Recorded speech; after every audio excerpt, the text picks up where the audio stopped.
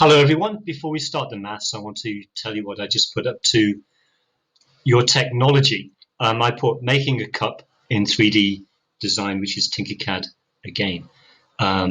If you've already made the cup though, because I know some of you have done that already, there's two more activities. One is making a snowman and the other one is making an animal. And there's another tutorial video for you to watch about that. But I just discovered something else. I watched this tutorial on Mixamo rigging a character in Tinkercad, and I'll show you a couple of seconds of that. You make your character using Tinkercad, and then you can add movement and flexibility to it using Mixamo. This is the Mixamo. Sign up for free. I suggest you guys do that if you want to make animated 3D characters. Anyway, try that. That's an extra exercise. Just remember Mixamo. So when you go into Tinkercad, you could then put your character into Mixamo later. Right, the distributive rule.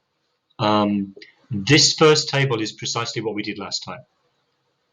So we only had problems with this when we had a negative number to put in. If you have done that already, then you can skip it. If you haven't done it, then put x, whatever the x is, into the equation and work out the answer. Okay, now the big thing, number line.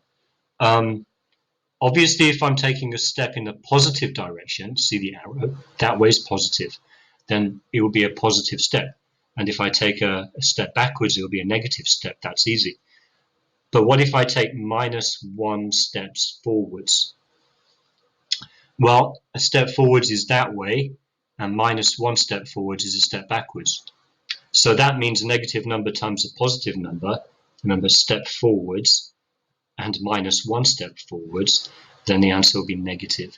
So these are all the combinations that you might get. Now, the second one, what if you take -1 step backwards? Well, a step backwards is that, but -1 step backwards is a step forwards. So a negative number times another negative number will give you a positive. So a step backwards, -1 step backwards, and we end up going in the positive direction, so a positive number. And it's the same when we're multiplying and dividing. If we're dividing two negatives, we'll get a positive as well. So those are all the combinations that you need to know. Oops, I've got the answer in there already. Now, this one, you have a lot of different numbers, and some of them are positive and some of them are negative. And instead of trying to work out, on each multiplication whether the answer will be positive or negative, there's an easy way to do it. I'll show you what that is. Start with your finger. The -6, that's the -6 that I'm looking at. So I know my answer would be negative if that was the only negative number. But there's another one. Now it goes positive. See the fingers up. And then there's another one. So the finger goes back to the negative position. So every time you see a negative number, switch up and down. Now be careful though, because this easy way is only good when you're multiplying and dividing numbers. If that was a plus there, this wouldn't work, and you'd have to be a little bit more careful about it. But in these examples, they all are multiplications and divisions. There's no adding to do. Right, so now we've worked out whether the total answer is going to be positive or negative. One more time, -6, negative, positive, negative again. It's negative. Now we just have to work out the number. And forget the negatives now. It's 12 divided by 3. Well, 12 divided by 3 is 4, and 4 times 4 is 16. So that's the answer. So instead of doing all the negatives and positives one at a time, you just use your finger, do them all together, and then work out the numbers as if they were all positive. Don't think about the sign. So I've given you 10 questions like that. They're not as bad as they look.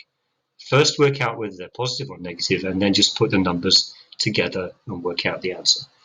Okay, now the final thing, this is the same as what we did before, but I've changed all of the numbers, the x numbers, to negatives now.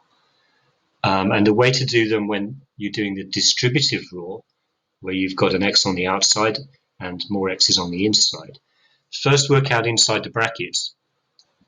Now, why is x cubed -8?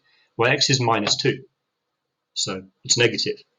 And then when we square it, it will be positive. And then when we cube it, it will be negative again. So 2 times 2 is 8, and we know it's negative. That's where the minus 8 comes from. So add those two. Oh, why is it minus 2? Well, because x is minus 2. So that's 12.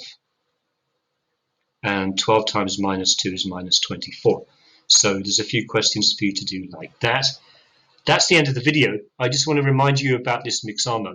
That's the perfect activity for where we are at the moment. And if you can make an animated character by the end of the week, that would be fantastic.